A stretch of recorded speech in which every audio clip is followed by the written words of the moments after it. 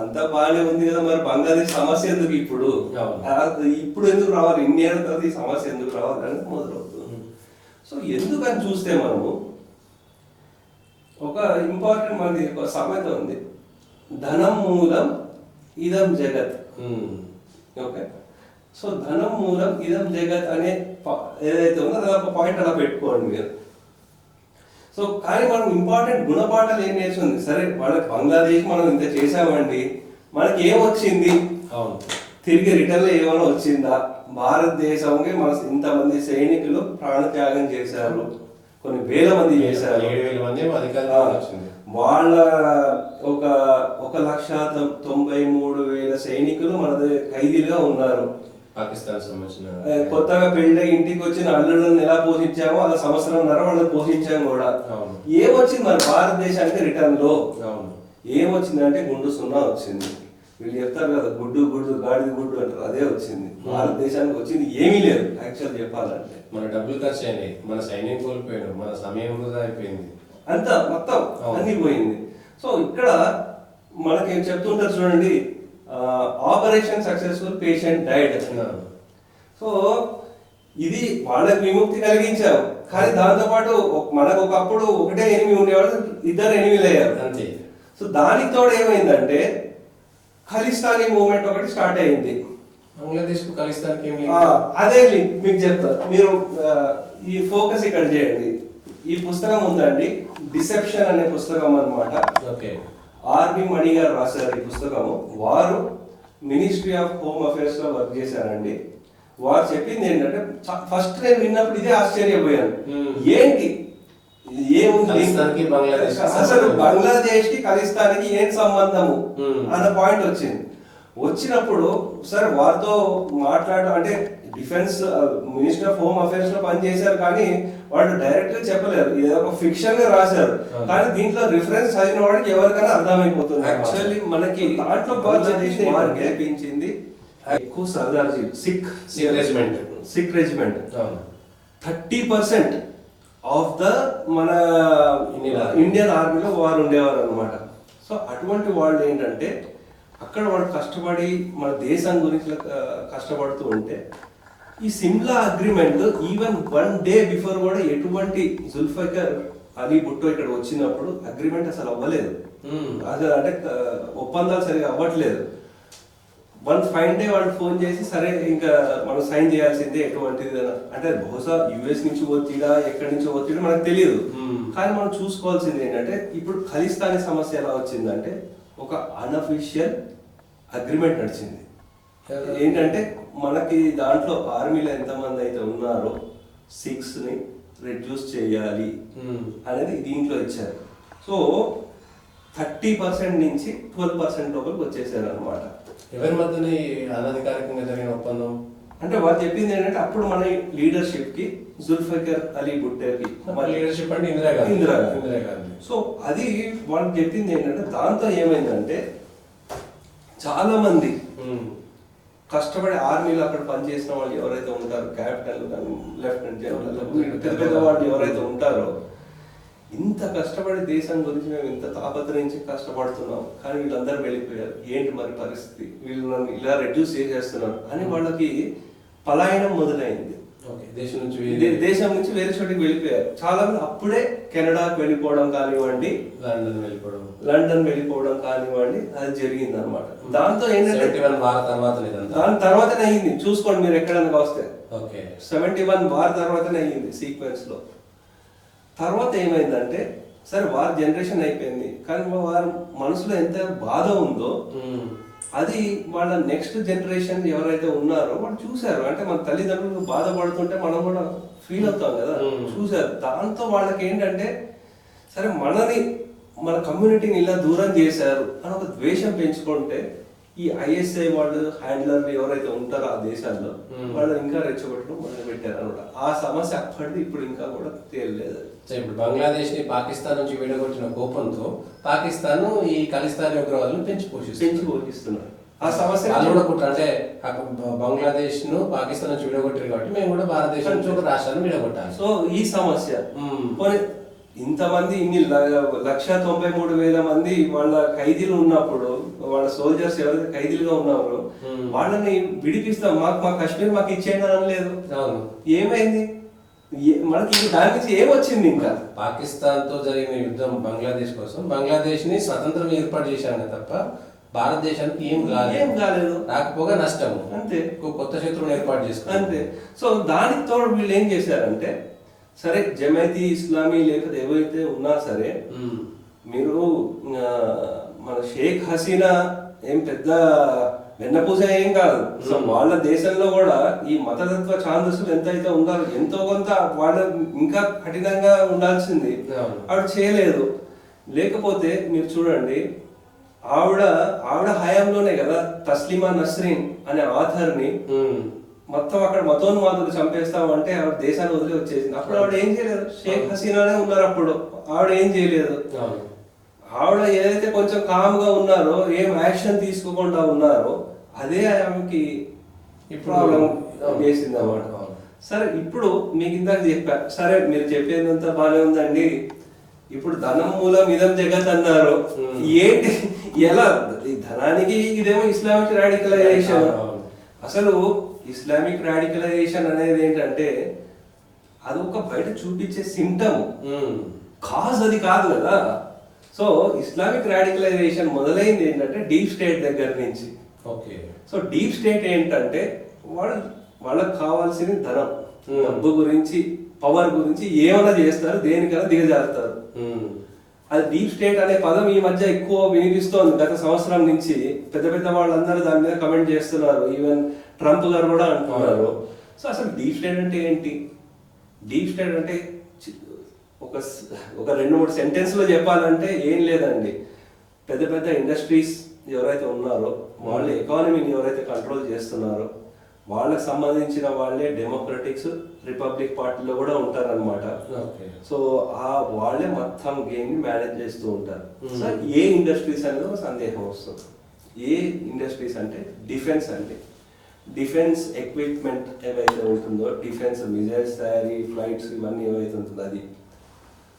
Oil and gas and pharma companies, ఈ 3 అండి.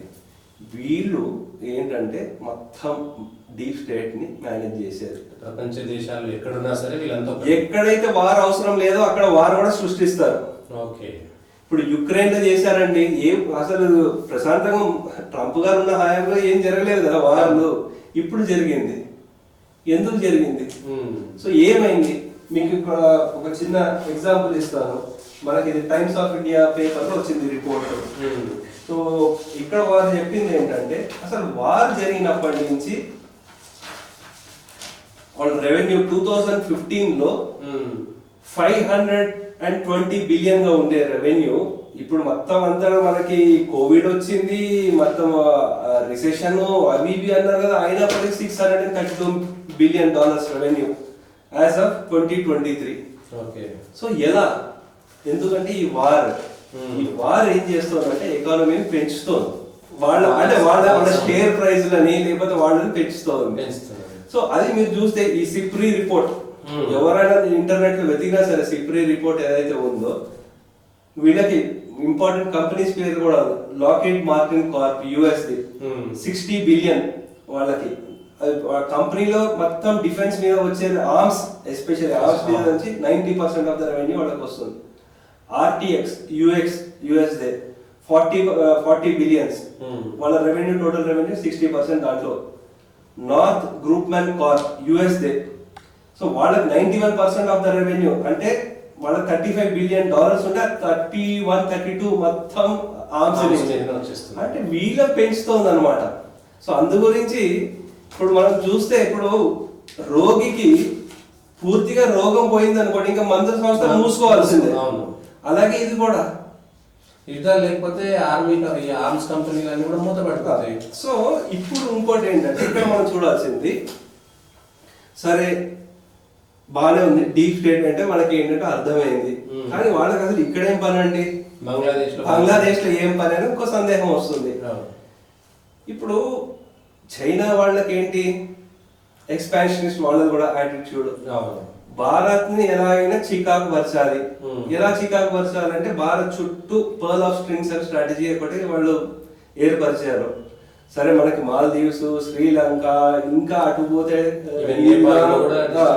ఇవన్నిట్లో కూడా వీళ్ళు ఒకటి. అలాగే చైనాకి చుట్టుపక్కల ఉండే కంట్రీలు కూడా చైనాకి ఎగెన్స్ట్, ఎందుకంటే వీళ్ళ ఎక్స్పాన్షనిస్ట్ యాటిట్యూడ్ అదొకటి ఉంది. సో నెక్స్ట్ ఏమో ఇంకోటి ఇది నడుస్తుంది. కానీ వీళ్ళకి ఏముంది, మెయిన్ చైనాని ఎదగకుండా చూడాలి. అంటే చైనా ఎలాగైనా కంట్రోల్ చేయాలి. ఈ ఇండియన్ ఓషన్ వాటర్స్ ఏవైతుందో వాళ్ళని కంట్రోల్ చేయాలి. అలాగే అలాగే ఈ వాటర్స్ కంట్రోల్తో పాటు భారత్ ఎకానమీ కూడా ఎలా పెరుగుతోంది. 2014లో ఫ్రెజైల్ 5 ఉండేది, ఇప్పుడు టాప్ 5 లో వచ్చింది. మోదీ గారు ఏమో ఇంకా టాప్ 3లోకి వచ్చేస్తాం ఏమంటున్నారు. సార్ భారత్ని ఎలాగైనా తొక్కి పెట్టాలి, లేకపోతే వీడు ఇంకో చైనా అయి మనకి ఏకు మేకై కూర్చుంటారు అన్న భయం. అయితే వాళ్ళకి దానికి ఏం చేశారు, ఈ సెయింట్ మార్టిన్ ల్యాండ్ ఏదైతే ఐలాండ్ ఏదైతే చిన్న ఐలాండ్ అనమాట. మీకు ఈ బంగ్లాదేశ్ మ్యాప్ చూపిస్తాను. ఇది బంగ్లాదేశ్ మ్యాప్ అండి. ఈ కొంచెం కింద టిప్ లో ఉంటుంది అనమాట. అది బర్మాకి మనకి ఉంటుంది. అలాగే కొన్ని నార్త్ ఈస్ట్ స్టేట్స్ కూడా అవన్నీ దగ్గరలో ఉంటాయి అనమాట. సో దాన్ని కంట్రోల్ చేద్దాం. దాని అంటే మీకు కొంచెం హిస్టరీలోకి వెళ్తే ఇండోనేషియా కింద ఈస్ట్ టెమర్ అని ఒకటి ఉంటుంది, చిన్న ఐలాండ్. దాంట్లో వీళ్ళ ఫోర్సెస్ తో ఒక సపరేట్ కంట్రీని ఏర్పాటు చేశారు. సేమ్ అదే స్ట్రాటజీని యూజ్ చేసి ఇక్కడ ఈ సెయింట్ మార్టిన్స్ ఐలాండ్ మీద గ్రిప్ తెచ్చుకుందామని. సో దాంతో ఏమవుతుందంటే చైనాని కంట్రోల్ చేసి వీళ్ళని కంట్రోల్ చేయొచ్చు అనే ధోరణికి వచ్చారు. యాక్చువల్లీ మన షేక్ హసీనా గారు స్టేట్మెంట్ కూడా ఇచ్చారు మేలో. సో ఏంటంటే వీళ్ళు దీని మీద ఎలాగైనా కబ్జా చేయాలని చూస్తున్నారు. ఒక వైట్ మ్యాన్ నాకు ఆఫర్ కూడా ఇచ్చారు, ఇది ఒప్పుకుంటే మీకు ఇంకా 10 సంవత్సరాలైనా సరే ప్రైమ్ మినిస్టర్ గా ఉండొచ్చు, మీకు ఎటువంటి ప్రాబ్లం లేదు అని నాకు చెప్పారు అనమాట. సో అది ఈ డీటెయిల్స్ లోకి వెళ్తే మనం చూస్తాం కూడా అదే. అయితే ఏంటి, ఈవిడ సరే వీరికి కౌంటర్ గా ఏంటంటే చైనాతో సత్సంబంధాలు, లేకపోతే ఈవిడ ఆడిన గేమ్ ఎలా ఉండేదంటే భారత్ దగ్గర నుంచి ఏమైనా డిమాండ్ కావాలి, లేకపోతే ఏమైనా కావాలంటే చైనా చూపించడం, చైనాకి ఏమైనా కావాలంటే భారత్ చూపించడం, అలా చేశారు. సేమ్ అదే స్ట్రాటజీ ఆవిడ ఏంటి రష్యాతో చూపిద్దాం అనుకున్నారు. రష్యా వాళ్ళ ఫ్లీట్ ఫస్ట్ టైం వాళ్ళ ఎయిర్ క్రాఫ్ట్స్ వచ్చి డ్రిల్ ఈ వాటర్స్ లో చేసింది బంగ్లాదేశ్ లో. దాంతో ఏమైంది, ఇంకా తీవ్ర స్థాయికి అయిపోయింది అనమాట. అంటే వీళ్ళు ఏం చేశారు మీరు చూడండి, అబ్జర్వ్ చేయండి, ఇంటర్నల్లీ డిస్టర్బెన్స్ స్టార్ట్ చేశారు అనమాట. ఎలా స్టార్ట్ చేశారంటే ఏ సమస్య అయినా చూడండి జుడిషియరీతో స్టార్ట్ అవుతారు. వీళ్ళ వాళ్ళు బంగ్లాదేశ్ అయినా సరే మణిపూర్ కూడా జుడిషియరీ నుంచే స్టార్ట్ అయింది. అలా పాకిస్తాన్ లో కూడా చూడండి ఇమ్రాన్ ఖాన్ జుడిషియరీతో నుంచే స్టార్ట్ అవుతోంది. సో ఇలా జుడిషియరీ దగ్గర నుంచి ఏదో జడ్జిమెంట్ చేయడము, వీళ్ళు ఏదో అన్యాయం చేసేస్తున్నారని చెప్పడం, రాజ్యాంగాన్ని మార్చేస్తున్నారని చెప్పడం, డిస్టర్బెన్సెస్ క్రియేట్ చేయడం, దాంతో ఏ గవర్నమెంట్ అయితే ఎన్నుకున్నారో ఆ గవర్నమెంట్ పడగొట్టడం. సేమ్ భారత్ లో కూడా ఇప్పుడు రాజ్యాంగం అదే మీ భారతదేశంలో కూడా ఈ డీప్ స్టేట్ వాళ్ళు ఎలా ఉంటుందో అది ఎక్స్ప్లెయిన్ చేస్తారు ఇన్ డీటెయిల్ గా. సో ఇదేంటంటే అలా అడగదొక్కడం మొదలు పెట్టారు అనమాట. అది ఏంటి స్టూడెంట్స్ వాళ్ళకి ఎలా ఉంటుందండి, మీరు ఒకప్పుడు స్టూడెంట్, నేను స్టూడెంట్, ఎవరో చెప్పారు ఇన్ఫ్లుయెన్స్ అయిపోయారంటే ఇంక మనకి ఆ ఆవేశం ఉంటుంది, ఉడుకు రక్తం. చాలా మంది ఇలా ఉద్యమాల్లో వాళ్ళ కెరియర్ ని ప్రాణాలని త్యాగం చేసిన వాళ్ళు ఎంతో మంది ఉన్నారు. సో ఆ దాంతో వాళ్ళు అలా ముందుకు వెళ్ళిపోయారు. సరే వెళ్ళి వీళ్ళకి డీప్ స్టేట్ కానీ చైనా కానీ వాళ్ళది ఎప్పుడు టాప్ డౌన్ అప్రోచ్ అనమాట. పైన ఉండేటప్పుడు లేపేయడమే. $1 బిలియన్ స్పెండ్ చేస్తుంది వారి మీద. అంటే నీ నిధులంతా దాని మీదకే, యుద్ధం మీదకే వెళ్ళిపోతుంది. ఒక యుద్ధం జరిగిందంటే రిటర్న్ ఏముండదు కదా. సో ఆ పర్పస్ కూడా అంటే భారతదేశం ఒక ఎకానమీ ఏవైతే ఉందో మొత్తం యుద్ధంలో పెట్టించేయాలి, ఆర్థిక వ్యవస్థ నిర్వీర్యం అయిపోవాలి అంతే.